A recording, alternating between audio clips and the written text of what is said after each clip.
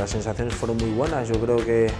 sí que es verdad que en la primera parte pues el partido estuvo un poco más igualado, ocasiones un poco para los dos equipos. La primera sobre todo porque viene de una jugada que ellos nos basculan bien, llega el balón a banda, recorta hacia adentro y tiene a cualquier lado para golpearme, intento aguantarlo al máximo y bueno, le pega muy duro. Yo creo que tengo la suerte también que va a media altura, entonces bueno, pues me estiro, pongo la mano muy dura y la consigo sacar. Y la segunda pues sí que es una falta lateral, que estoy adelantado para intentar salir.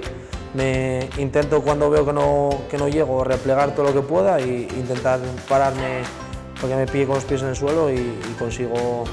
impulsarme y sacarla. Parece más espectacular porque el balón va arriba y me tengo que impulsar y parece casi que incluso hasta me adorno más de lo natural, pero yo creo que la primera pues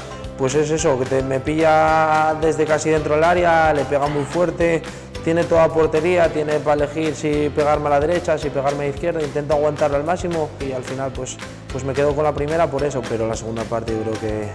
fuimos muy superiores al Salamanca, generamos muchísimas ocasiones, que al final es lo difícil, generarlas. Yo creo que no tuvimos la suerte de meterla, no te vas todo lo contento que podrías, porque al final empatas y en casa, que al final sabemos que no se nos pueden ir muchos puntos aquí en Manzábal, pero bueno, las sensaciones fueron buenas y hay que quedarse con lo positivo.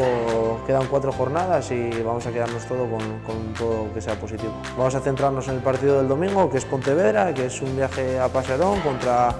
un muy buen rival que tiene unos jugadores muy buenos, tiene un míster muy bueno que lo conocemos muy bien y vamos a ir a Pasarona por los 3 puntos. Estamos en una situación jodida, ellos también